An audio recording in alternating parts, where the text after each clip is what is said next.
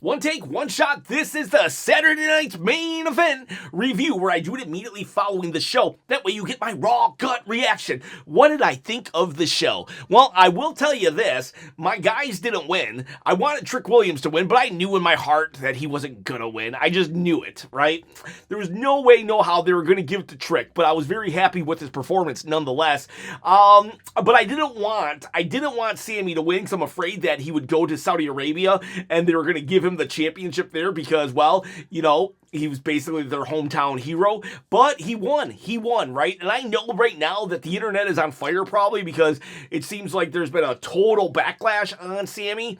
And while I still actually like Sami Zayn, I do understand the backlash. This underdog gimmick of his is just like, it's so played out. The dude beat Gunther, right? And yeah, so like, I know Sami Zayn won, so a lot of people are probably just hating life right now in WWE, but honestly, I really enjoyed this Saturday's main event, even if my people didn't win. I wanted Liv Morgan and Roxanne Perez to win. They didn't win, and yet it was a great match still. It told a great story. This, I wouldn't call it PLE because I don't know what to call it. This was a great PLE that is a perfect example of my guys not winning, or my gals not winning, and yet still enjoying it because everything made sense. I can't really like pick any holes in the logic of everything tonight. Heck, even Jacob Fatu and Cody Rhodes, they had an advertised match and they didn't even do it. The bell never rang. Normally, I would be mad about that. Normally, I would say, no, don't advertise a match if you're just gonna not have it. Have like a face-off or something. And yet, I was very satisfied with their confrontation. In fact, I think it was the best part of the show. Roxanne Perez and Liv Morgan, they lost, but they did it in a way that I thought like made very logical sense. I wanted them to win, but they didn't. AJ Styles and Shinsuke, that match went a little too long, but then again, I'm like, you know what? This is AJ's last year. This might be his second to last match ever. Let the dude wrestle as long as he wants. Give him that respect. So even a match that I feel went a little too long, I still am okay with it. And then Trick Williams, my guy. Oh my gosh, I love that guy right now. And he did not win, but guess what? He didn't get pinned either. I didn't want Sami to win, but he did win, and it makes sense why Sami won. Take your feelings and emotions out of it for a second. Just because you don't like someone doesn't necessarily mean it was the wrong call. But yeah, so like in my opinion, this was a very, very good PLE. Let's start with Jacob Fatu and Cody Rhodes. It was like Jacob goes to the ring and he cuts a great promo. He said, "I'm EBT to WWE." That right there, I am T-shirt that. And then he attacks Cody before Cody can get his coat off. Love that. And they fight, right? And they're fighting. Charles Robinson, he takes a bump, and then they start running in referees to break them up. And I'm like, don't break them up, just ring the bell. And it looks like for a minute, Jacob is trying to walk back, and I was like, oh, that's lame. At first I was like, this is lame. A 3-minute brawl, and they're just gonna call the match, but then Cody attacked him. Cody went after him, and that's the energy I want from Cody. A lot of people think I'm a Cody hater, but I'm not. I'm really not, but I don't like the Cody that held the belt. But the Cody I saw fighting Jacob Fatu, that's the Cody that I like. That's the Cody that I love. And Cody went after Jacob, and Jacob went after him. They fought up and down through the entire concession stand. It was great. It was great. Jacob Fatu at one time, he had Cody, and he was like, oh, what do you say? You're a punk ass B word. It was funny, and it was great.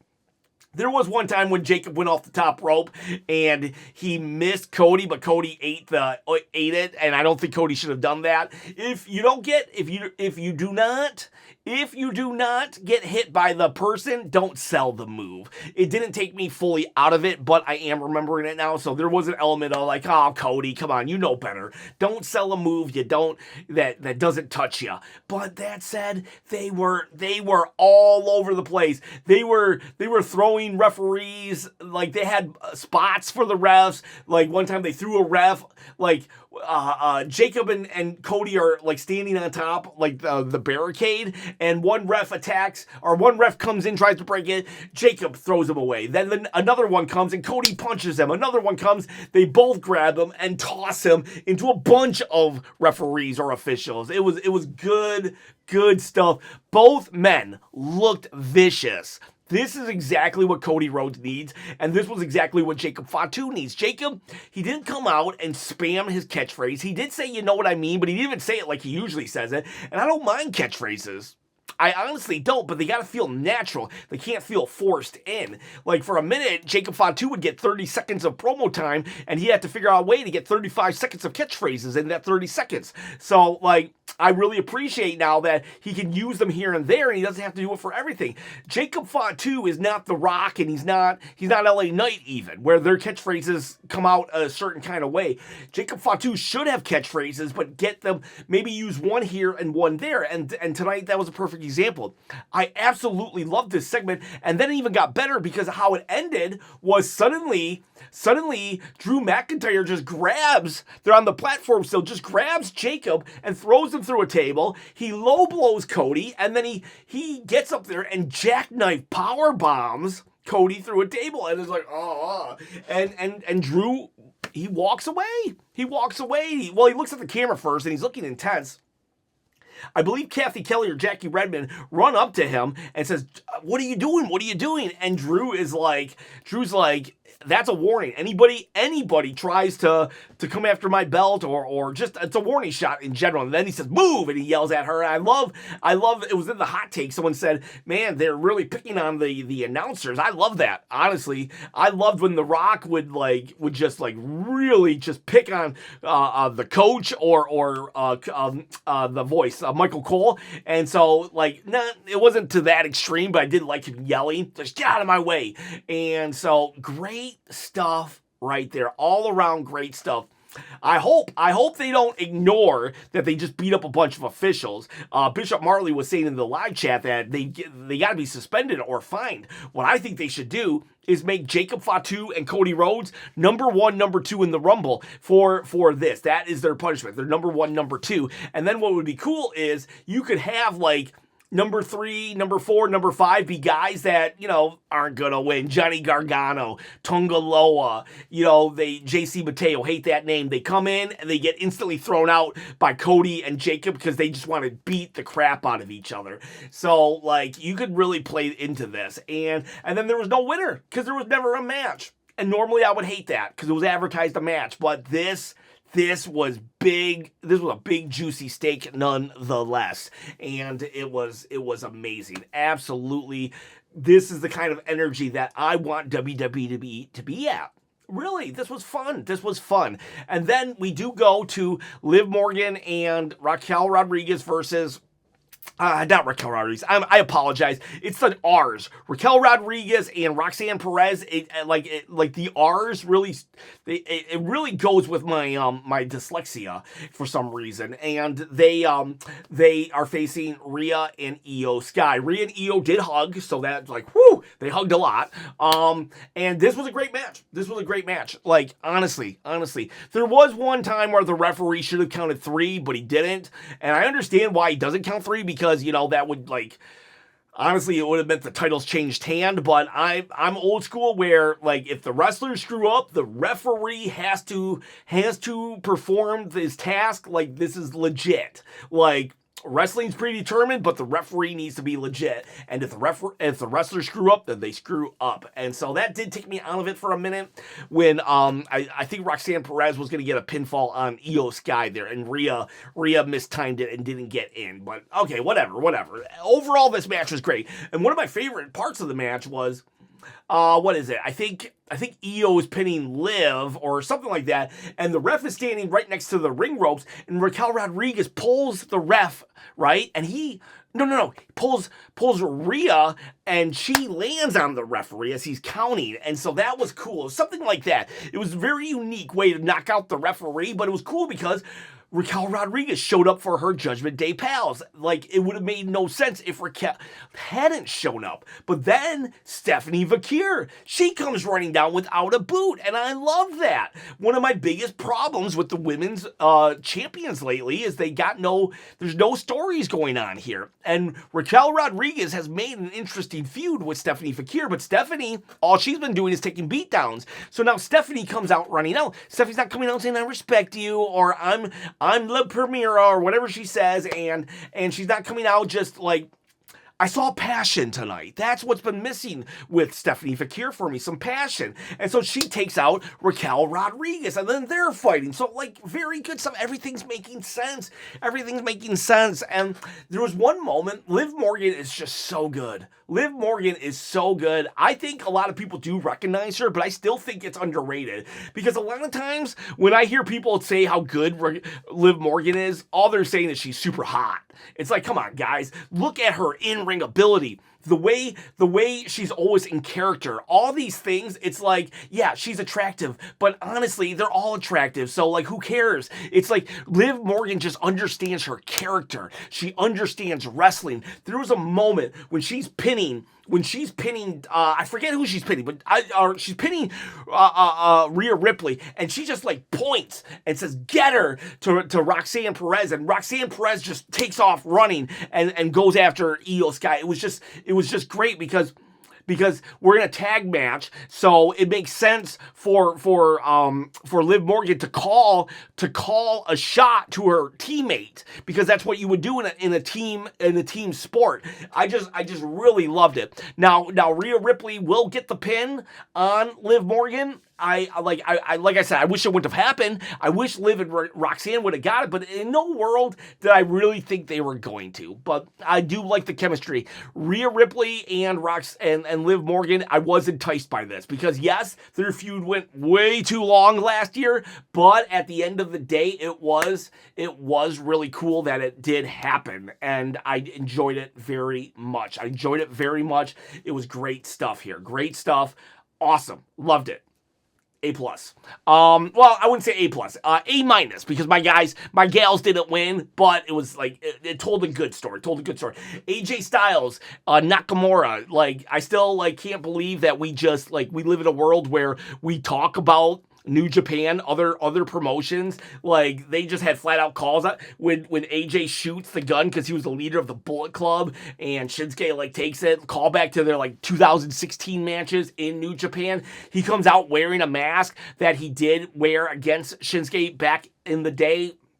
It was a really, really good match. Like, if this had been their WrestleMania match at WrestleMania 34, 35, this would have been great and awesome. Unfortunately, I don't know. I think it's just, there was no story. Someone called this a vegetarian story where there's no meat to it, no steak, and that's kind of like appropriate. There was no stakes on the line here. It was just like, hey, let's just have a match because you're probably retiring next week. God, I hope he doesn't retire. I hope this is a swerve and that he doesn't. But the fact that they had him fight Shinsuke here does make me think that maybe he is retiring at Rumble, but let's just not focus on that right now. Let's just focus on this. This was a good match. I don't really have much to say, but it was very old school. Like, you focus on a body part, and then that body part will eventually come into play later when he's trying to use his moves. Like, Shinsuke would, like, try to use his Shinkasa, which is like a knee to the face, a kick to the face, but he couldn't because his leg was so hurt. He just collapsed, you know? So, great stuff. Like, I was a little surprised that they let Shinsuke wrestle as long as he did, because he usually jobs out, and I'm not saying that because I think he's a jobber. I'm saying that because they job him out. But I was surprised that he was in the calf crusher for a very long time, and he didn't tap. If we're trying to make us believe that Gunther's going to tap, then Shinsuke would have tapped to this. But whatever. Great match. This might have been their last match of all time. Like, holy cow, all my heroes are retiring. And, jeez. I can't believe that. It's crazy to me that so many of my, like, long, like, I've known these guys for like 20, 25 years, and now they're leaving. And I guess I'm an old man chop yelling at a cloud here. And then we have our fatal four-way. But AJ won. Great match. Went a little too long, but you know what? let it. Let AJ have whatever. Let AJ do whatever he wants to do for his final little run. Then we have our fatal four-way: Damian Priest, Randy Orton, Sami Zayn, and Trick Williams. Whoop that Trick. Great stuff here. Sami was the hometown hero there in Montreal, and he's going to go to Saudi Arabia, the hometown hero, being the guy that is Arabic descent and speaks Arabic. I didn't want him to win. But he won, and I knew he was going to win. I have a prediction video saying he's going to win. I thought maybe Damian Priest. I was like 75% Sami, 20% Damian Priest, 5% Randy Orton. That's who I thought was going to win. Now, some people hear that and they're like, what, you hate Trick Williams? No, I don't, all right? I said who I thought would win, not who I wanted to win. If it was who I wanted to win, it would have been 100% Trick Williams, all right? But I understand that Trick Williams, he's so new, and he's a heel, and Drew's a heel. So they let the hometown hero win. And now we don't have to have Sami Zayn in the Rumble itself, because and he doesn't risk pulling a Daniel Bryan when someone else wins it, because the audience will have seen Sami earlier in the night, because they'll probably have want Sami in the Rumble itself. So I'm really hoping that Drew does beat Sami Zayn. If you're willing to retire John Cena with a tap out, then you should be willing to let the hometown hero of Sami Zayn lose in Saudi Arabia. But tonight was his night. He wins. He didn't pin Trick Williams, which, thank God for that. And everybody looked good. Damian Priest didn't look like he didn't stand out at all. Damian Priest was forgettable. He didn't do anything bad, but he was forgettable. But Trick Williams did great.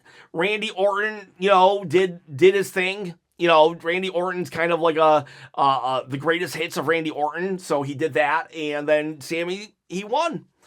Drew McIntyre does come out. He does try to attack, and then Sami, kind of like he duck and weaves, and Drew is unable to do anything. Sami gets the better of Drew McIntyre, and a lot of people are going to be like, "Oh, they made Drew McIntyre look weak." It's wrestling, guys. Someone's supposed to look weak. Someone's supposed to look strong. Drew McIntyre is allowed to look weak tonight, but he needs to look strong when he beats him. It's just like, give and take. I don't like that Drew looked weak yesterday, because Drew just ate a slap and didn't do nothing about it. Tonight, he was outsmarted. There's a big difference. Some people won't hear the difference or see the difference, but I feel there is a difference. And so Sami just, plus they were in his hometown, and, let him soak it in. Honestly, I hope he gets the better of Drew on SmackDown next week, too. That way, when they go to the Rumble, Drew McIntyre can kill him. I want Drew McIntyre to murder Sami Zayn. But tonight, Sami won. And I didn't want him to win, but I knew he was going to win.